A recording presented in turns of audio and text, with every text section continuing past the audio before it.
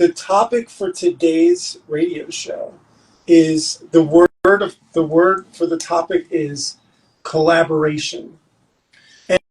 And the reason I want to talk about that is for many reasons. I want to know your views of that word because I want to know specifically how I want to know what the right and wrong ways could possibly be for collaborating with music and music artists, because it can get awfully confusing, and also it's management, like how you manage the collaborations with all of the different artists that you might be collaborating with if you're collaborating with more than one artist. So first off, what comes to your mind when you think of the word music collaboration? I think of a lot of the great albums that have come out. I listen to a lot of contemporary music, like recent music, and I think of like Willow Smith.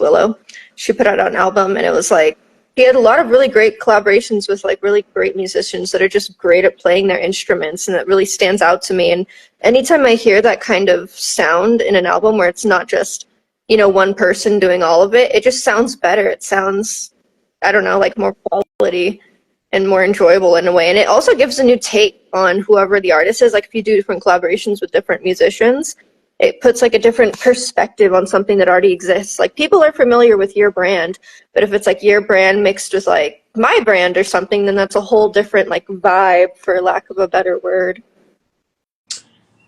True. And I totally feel you on that, 100%. What I'm trying to find out for myself is, because recently Thomas is here in the chats as well, and our recording studio in Todoku is like set up and ready to go. So I say the store is open is my thing. But because I have the studio is open and I'm working on all this music now, all of a sudden, like it's May and I have all this free time to work on music. Actually, I've been told that I have to make a certain amount of songs. I don't want to get into the details, but basically, my living situation requires me to have to record songs, which is great. You know, it's like, because I'm always like, I have all these songs and I'm always talking, and yes, I've been told stop your talking and get to work. So that's great.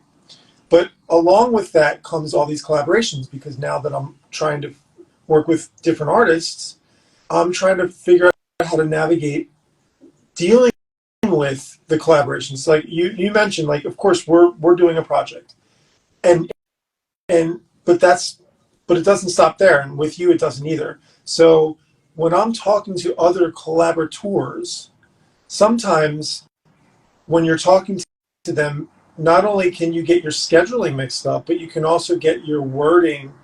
Like for example, I felt like I'm doing a collaboration with Life with Distortion. His name is Martin. And I was kind of going over the details of like the splits with him and things. And I feel like I might have been a little harsh. And I told him that. We're dealing with it. And it's good to talk about these things. But yeah, how do you come across like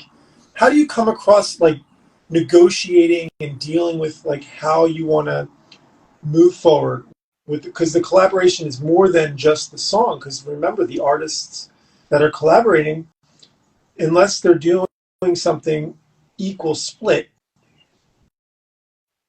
there's terms like, I don't know, like what do you know what I'm trying to say, or no? I know. Am I making any sense? Exactly. There's an art form to negotiations, and you know, leave it to me to say something that weird, but Yeah. it's true. So you're Okay. taking into account the first thing that comes to anyone's mind: how much work are you guys putting in? So it's like if it's 50-50, then like you said, then maybe the base is 50-50. But you also have to take into account, is somebody paying somebody else at all? Like, is it, you know, Life with Distortion song or a Matty J song? Like, whose song is it, you know? And then you have to think now, and this is where it gets a little bit more nuanced, is like, does anyone have more capital? Like if I was to say, if we weren't friends and you were to come up to me and ask for a feature, I'm probably going to charge you. I'm going to say, okay, that's, like $300 or something, or, along that line. And then I'm also going to get a good split because I'd say I have more like capital. Like I'm going to invest money into this song. I'm going to, everything I've built up to here is like gained. Okay, we know we're at least going to get 100 streams within the first week, which might be really good for somebody who has like no exposure.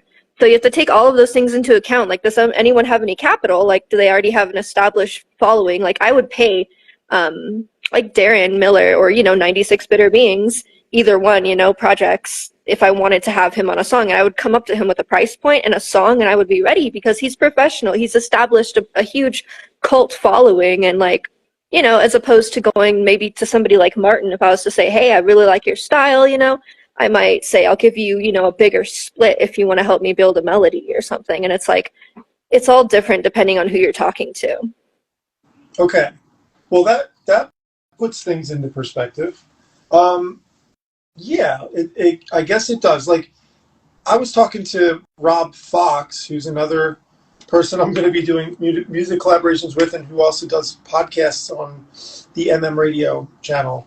And I was telling him, it's like, I was trying to explain to him, like, in the end, we're all trying to use somebody with more exposure to gain for ourselves. And if anybody that says they're not doing that, that they're lying, because if you get what I'm saying, like I want to play with somebody that has way more following than me, not just because I like to play with them, not just because I really click with them musically, but also because, well, they have a bigger following. So maybe there's a few eyeballs from their following that might end up moseying on over and checking out little old Matty J, right? Mm-hmm. And I think that's saying that I'm trying to do that is good, but a lot of people, it's like taboo to them. They're like, why would you say that? Like, you shouldn't say. Well, yeah, I should say that, because that is what the goal is, to get music fans to indulge in what you're doing at the end of the day. And how are you supposed to meet new music fans, other than doing things on your own? And there's other ways, like collaboration. Collaboration is a way to do it. And like Courtney said, if you're collaborating with an artist that's bigger than you, and you might have to pay them even to do it, well, you're doing it for a few reasons. One, because you feel like they're going to add flavor or style to whatever it is that you're working on. But also, at that point, if they're a bigger artist, you're thinking, well, maybe some of their fans might recognize me from doing this collaboration, and that could be a good thing for me. What do you think of that? I think, yeah, in like your little realist perspective, like, yeah, we kind of just all want to grow our following and get more people to hear our music, but it's also like in a more Woodstock, kind of like music is love way. It's about sharing the art, and it's about, community as well, and sharing community. And like, I love when I find a new community. Like, I may like one specific artist, and then she or he or they do a collaboration with like somebody else, and then I find out about this other person, and then all of a sudden it's like my new top artist, and I love this new person I just found. And I think, like you said, for that other artist that I just now love and I found, and I'm giving them, $50 or whatever a month, and like all of my streams for them, that's optimistic. But it's more about, on the audience end, like just finding new community and like sharing art as well. But I get what you're saying. It's a business. Well, yeah. I mean, now I'm not necessarily saying that what I'm saying works out per se, but what I'm saying in theory, at least, or in my mind, it's like more so than just, of course you're going to play with somebody because you like their music and you like what they're doing and you want to do something. So that's why you're going to do it. But then on top of that, you got to take into consideration, it's like, well, is this artist just starting out, or is this artist established? And if so, like, cool. Like, so there's nothing wrong for me to think that if I'm going to do something with an established artist, that maybe some of their fans will eventually possibly check out what I'm doing. and then that's great. And yeah, that's that's that's a subject of controversy when it comes to other music artists, because sometimes people don't think that that's the right, like, that's not cool. Like, I don't know. Like, I've had some lashback on that subject, but I'm not trying to say like I'm being negative or I'm using that to like, yeah, I'm not trying to be like negative about it. I'm just trying to be real about it. Yeah, that's Nobody true. likes, yeah, No, yeah. Some people don't like that. They're like, they want to keep. So for example, when I talk to the people I'm collaborating with, I'm kind of open to them about like how I'm feeling, which is another trait that I personally have. Not every artist has, but that can also be a problem, because you're like, oh, like Matty's telling me too much, like he should just shut up. But and then some people handle it differently. Some people it's all business, like, oh, you want to do that? Okay, this. Okay, send me the song, and that's cool too. Like everybody has, like, I guess another thing is everybody has their way of doing collaborations. So because of that, when you're dealing with more people, you have to kind of learn and understand and expect what different people are going to throw at you. mhm. Like I could talk to Andy McCoy and he could be like, I want this, and I'll be like, oh, whoa, my God. And I could talk to a new artist that's just established and he could do the same. He'd be like, what do you mean? It's my song. I want all that. So it doesn't matter, like, even the stature of the artist. Everybody has their own personality. Because at the same time, I could talk to Andy about a song, and he said this. He's like, oh, I want to. I'll just do it for you for a favor, right? We know that one, and That's fine. I That's fun. Yeah. favors are cool, but then that gets a little like that gets difficult because then I forget who I was talking to the other day, but they were like, oh, I'm gonna do that to you. I'm gonna do that as a favor for you. I don't want anything, but then they were like, but if it makes $1 million, oh, oh my God, like, well, that's gonna be a problem. Because what if it does make $1 million? What are you gonna do? Take me to court? Like, this is not good. I mean, when we're doing favors for people, it has to be a work for hire agreement. Like in my mind, it's like, oh, or we just sign splits, and it's like the split says in there, like, if there's another, agreement that says there's royalties, it will be signed and stated. Otherwise, there is none in just a splits agreement. Like, I'll put it in the print. And even if somebody's doing favors or they're working as like a session player, then, just sign something that says that's all that they're doing. And it's like, it's a favor, sign this piece of paper. Yeah. Well, that's a problem in itself because not everybody is educated as a Courtney Nord or other people that are like entertainment lawyers or studying. So what I'm trying to say is, what it's not easy to be like even if you can use ChatGPT 4, right, which is fine, but like what prompt do you give it, and what is it that you're doing, like, and then the other thing is not only what is it that you're going to ask somebody to sign, but then who's signing? Like, people some people are very, okay, I'll sign it, here you go, and then personalities, here we go again. It's like some people will be like avoiding it till the very bitter end as far as they can because they just don't want to do it, and collaboration. So the word starts off like sounding amazing. It's like, ooh, collaboration, and then it turns into all these nightmares possibly. Mm-hmm. So Yeah, I've so worked what is with it? Is it a good thing or is it a nightmare?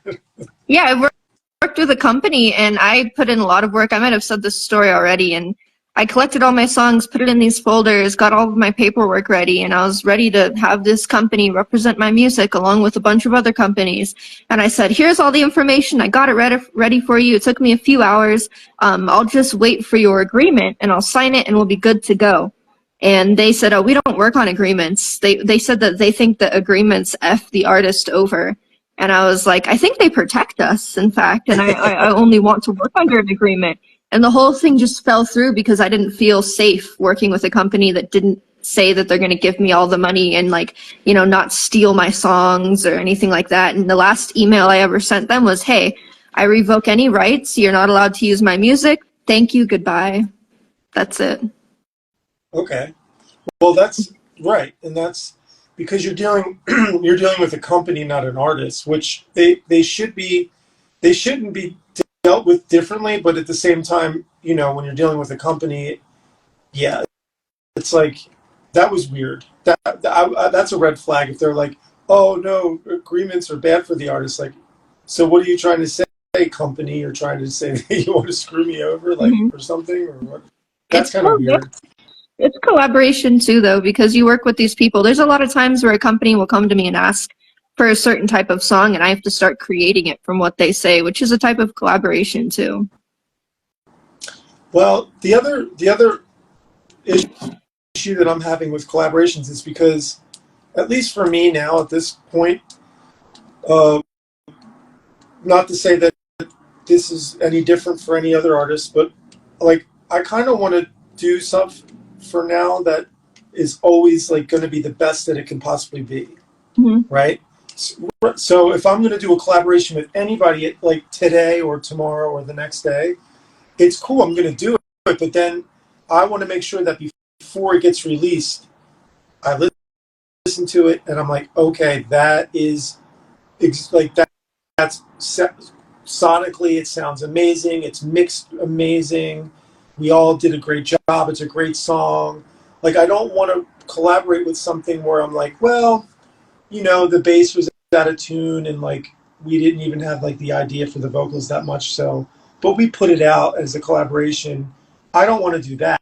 I want the collaboration to be the best that it can be. And that being said, if the collaboration is the best that it can be, then in my eyes, like there's always a potential that it could get like in today's day and age, it's not necessarily right to be like, it's going to be a radio hit, but you could say that if it was a radio hit or if it got big on TikTok today, or if it was used in somebody's thing, like there's a potential that if a really good song gets used, it could turn and it could get a lot of attention. And then at that point, the problem lies where if the collaboration wasn't done properly from the beginning, all of a sudden you got people coming out of the woodwork saying, I played hi-hat on that song. Where's my money?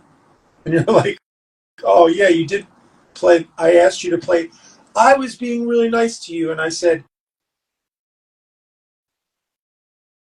and you did, and then now you want to sue me because you played hi-hat, which I have experiences with that actually, with hi-hats. So that's the problem. Like a collaboration is a beautiful thing, but it needs to be dealt with in the event that it turns into something more than I got 13 views on Spotify and we did a collaboration. Because at that point, it's for fun. Who cares? We got 13 views on Spotify and we had a blast. We were so happy we listened. There's 13 people on the track and we're the only people that listen to it on Spotify. That's cool. Yeah. But what happens if there's 13 million views and you know what I mean? Like, what do you do if you're not set up for success? And one more thing is that a problem to like want to think that way? Because that's how I think. Having standards in collaboration, I say now, if people want a split in a song, that they need to be in a performing rights organization, because if they're in a PRO, a performing rights organization, I can submit it for sync licensing. And in my mind, it's like, if I'm making songs, I want to make sure that I can submit it for sync licensing since I have the connections. And chances are, if a company sees me release a song and if it gets, that 13 million streams, they're going to say, hey, can we license this? And they're going to assume it's going to be an easy process because they already work with me. And I'm going to have to say, oh, no, I'm sorry. The person I collaborated with, actually, they don't have tracking numbers. We didn't sign anything. And it's, it would be a big mess. And I could, see a bunch of money flash before my eyes. And in the business mind, that's like, I'm never going to forget that if that happens. And